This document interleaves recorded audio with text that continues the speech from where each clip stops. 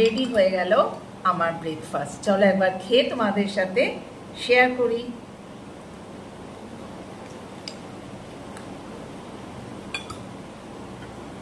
Good morning, শুভ সকাল, welcome back to the channel Kaberi জীবন কথায়। তোমাদের সবাইকে স্বাগত বন্ধুরা। ঘড়িতে বাজে 8:30।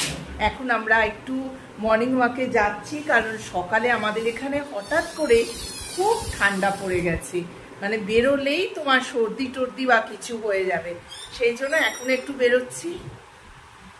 ঢুকে পড়লাম আমাদের হাঁটার জায়গায়। চলো দুজনে একটু হেঁটে নিই। সাইকেল নিয়ে বেরোবে, চল তাড়াতাড়ি, সামনেই যাবে, হ্যাঁ, অন্য কোথাও যেও না। ওর হেঁটে হলো না, একটু সাইক্লিং করে আসবে। আমার যাও না, আমার বাড়ির চাবি আসে। হেঁটে চলে এলাম।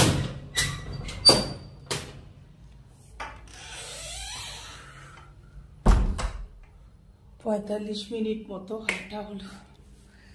হাতে আছে আমার মোরিঙ্গা পাতা, ভালো থাকার চেষ্টা আর কি। মোরিঙ্গা পাতা নাকি ভীষণ ভালো, তাই না, মাঝে মাঝে নিয়ে এসে ভাজি।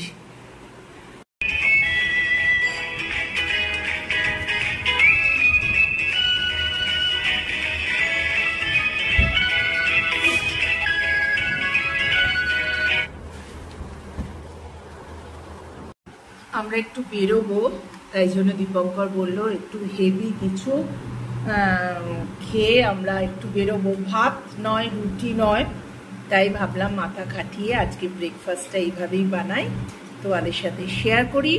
ভীষণ ভালো, গরমে তো আরোই ভালো, আর পুষ্টিকর, হেলদি, টেস্টি। দেখো কি বানাচ্ছি আজকে তোমাদের সামনে। একটা ব্রেকফাস্ট নিয়ে চলে এলাম, যেটা খুব হেলদি আর টেস্টি। আমরা খাচ্ছি, তাই জন্য তোমাদের সাথে শেয়ার করলাম। এখানে আমি নিয়েছি ইয়াগার্ট, আর এখানে দেখো কালো আঙুর, 4টে খেজুর, আমন্ড। এখানে নিয়েছি চিয়া সিড, আর ফলের মধ্যে আছে অ্যাপেল, নাশপাতি আর ব্যানানা। তোমাদের যাদের ঘরে যেরকম থাকবে সেরকম তোমরা নেবে। আমার এইগুলো জোগাড়ে ছিল, সেই জন্য আমি এইভাবেই স্টার্ট করছি আজকে ব্রেকফাস্টটা তোমাদের সাথে করে দেখাচ্ছি তোমাদের সামনে। এক এক করে কেটে রাখা, দেখো আমি একই রকমের কেটেছি, নাশপাতি, অ্যাপেল সব একই আকারে কেটেছি।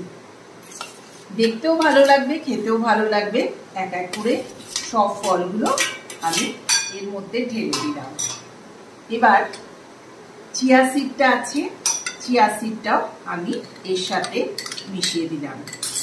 নেক্সট আছে ইয়াগার্ট, এ দেখো এক এক করে খুলে, এ টাইপ অফ কার্ড, দইয়ের মতোই আর কি।